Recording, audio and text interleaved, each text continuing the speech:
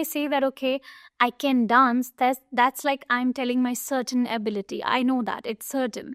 May is more like less certain and more formal. May is used in more formal contexts. Of course, when you're granting that request or when you're requesting, you will use may, because may is more polite. May is considered to be more formal and polite. So when I'm talking about the past ability, that is when I will use could rather than saying it as can. Okay, so it is, but this one is not past. So yes, could is used in past and also for future scenarios. Same with the would. You will use it in past and for the future scenarios. So this is this is the time when English gets a bit confusing, right? But that is the fun part. Welcome to Uninterrupted,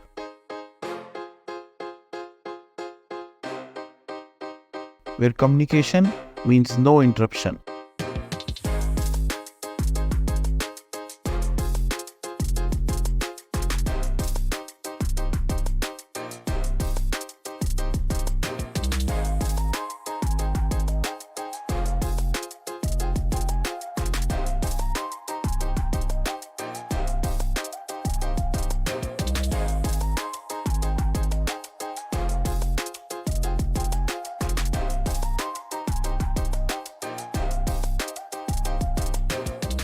New day and a new lesson. Hello. So we have understood all the helping verbs, we have started our modal verbs, and we have covered our can or all the usage of can. Today I'll be telling you the usage of may and could. So are you excited? Now do not get confused because a lot of these usage maybe are a bit similar, that okay, can is also used for permission and may is also used for permission, but there's a little bit difference in both, and you can still interchange, or you can still exchange them both according to the situations. So don't worry, it's like having more option for one thing. Good, right? Yes. So for the first use of may, you have to understand before I tell you the use of may, that may is more formal than can. May is less certain than can. When I say that, okay, I can dance, that's like I'm telling my certain ability. I know that, it's certain. May is more like less certain and more formal. May is used in more formal contexts. May is more polite than can because it is used in more formal contexts. So whenever you are asking for permission in a formal setting, you can use may. Like one example that we have been using may for, I would say whole our childhood, whole our life. That is, may I come in, ma'am, or may I go out to drink water, right? So these were permissions that we used to use may for in classrooms. And if you are still a student, you may be using them in a classroom. That is why we use may, because it is formal. When you're asking a permission in an office, in a classroom, that is formal. So in such formal scenarios, you use may rather than using can. So instead of saying can I come in, you will say may I come in, because that's more formal, right? So somehow the usage of may and can are similar, but there are certain differences, like can is more certain, may is less certain. May is more formal, can is less formal. So in that manner, right? Now we'll understand the usage properly. So just like can is used for ability, like I can dance or I can write or I can sing, may is used for possibility, something that is possible, something that where we are talking about possibility of something happening or someone to do something. Like if I feel like that, when I go out today and I see a lot of clouds and the wind is blowing, I may feel that, okay, it may rain, right? So there is, when I say I may feel because of less certainty, and I am saying it may rain because I am talking about a possibility of rain. Now, it is never 100% certain. May is never 100% certain. It is just like you see something happening and you feel like something may happen after that. So when I go out and I see a lot of clouds and wind and all of that, I will say it may rain, like I am telling about a possibility. So may is used for possibility, all right? Yes. For example, it may rain. I may go out later today. So I'm looking at the conditions that are happening today and I may go out today later. So that's how I will talk about the usage of may for possibility, and can is for ability. Now I'm revising can side by side because I want you to remember everything about can. All right. The other use of may that we have been using whole our life is something that I already told you, that is permission. Like, may I come in, ma'am, or may I do this? Or then even for giving permission, of course, informal setting. For asking permission and for giving permission, both in formal setting, you will be using may, like, may I come in? And then you will say, you may come in. You may do it. Yes, you may go out to drink water. So that is like asking formal permission and giving formal permission. In both the scenarios, we use may. So that's like two usage of may. That is formal, like that is when we say formal permission, asking or giving, and when we are talking about having possibility of something or someone. The other usage of may is a very polite request. Of course, when you're granting that request or when you're requesting, you will use may, because may is more polite. May is considered to be more formal and polite. So when I ask you that, okay, you are my colleague, or you are a student from my class, or you are my mentor, and I want to use your pen, instead of saying, can I borrow your pen or can I use your pen, I should say may, because that is more formal and polite. So I will say, may I use your pen? May I borrow your pen for a minute? So that is how we are using may. May is also used for making wishes or granting wishes. Whenever you're wishing something from the higher power, or whenever you're wishing someone for something, like, may you live long, or may you have an amazing year ahead on someone's birthday. So for granting wishes, for asking from the higher power for wishes, that is how we use may. May I get this, or, may you live long, or may you have a beautiful day. So that is also we use may, because we are just talking about the possibility that from my side, that I'm giving you the possibility that may you have a great year ahead, but rest depends on your year, right? So I cannot be 100% certain about it. That is why we use may here.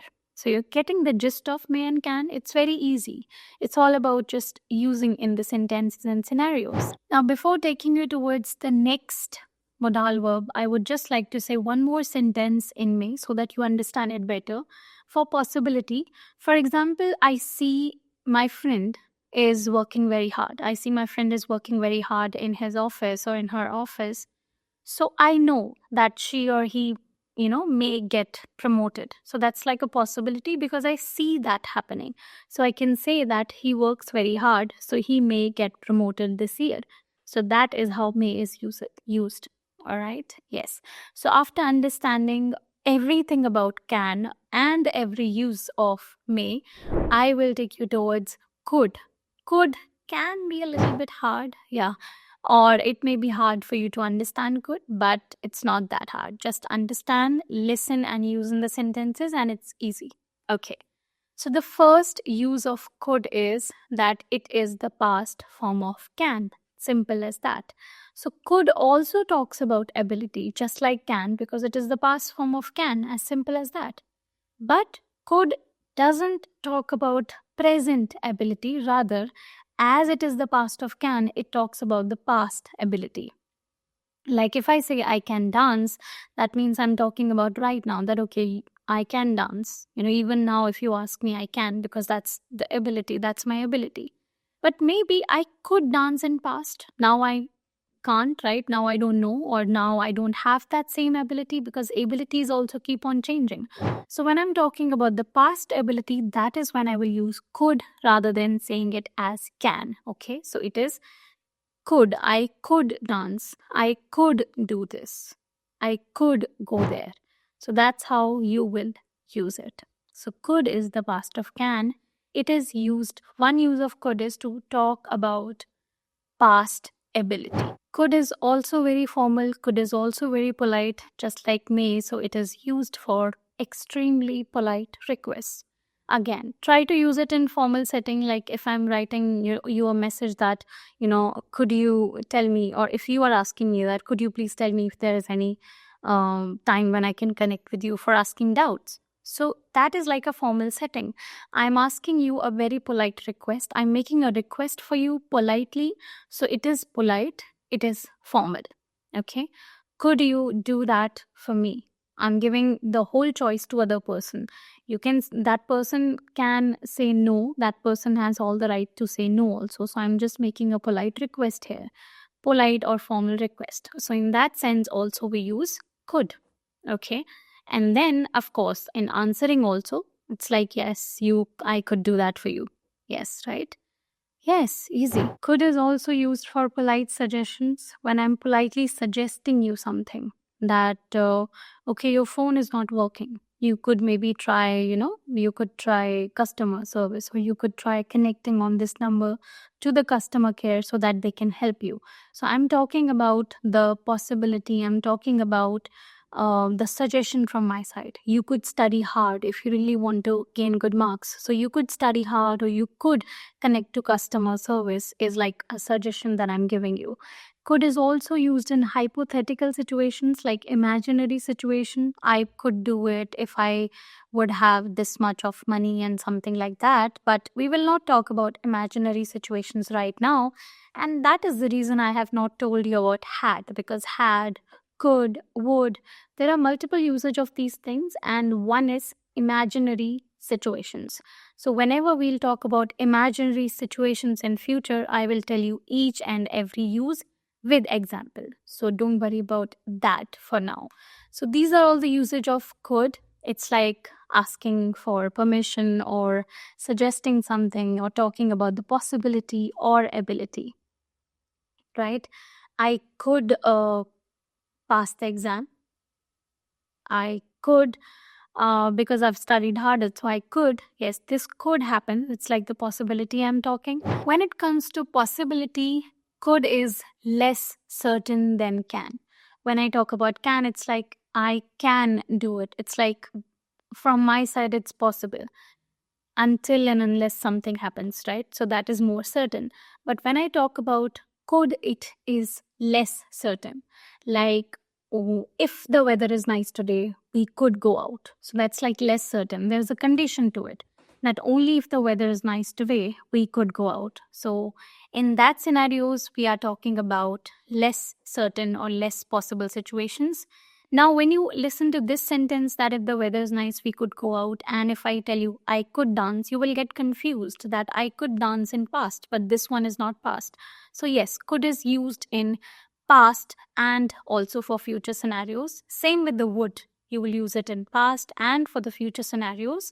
So this is this is the time when English gets a bit confusing, right? But that is the fun part, because if you get over the confusion part, you will have each and everything clear in your mind. So just try to form sentence of each and every part of could, like request, possibility, asking question, and talking about past of can, and yes, possibility. So then you will have all the parts, and suggestion, of course. So practice could, practice may, practice can, and I will tell you about more modal verbs in the next lesson. Till then, just form sentences on each and every usage of these modal verbs, and I will keep on meeting you again and again. Bye bye. Take care.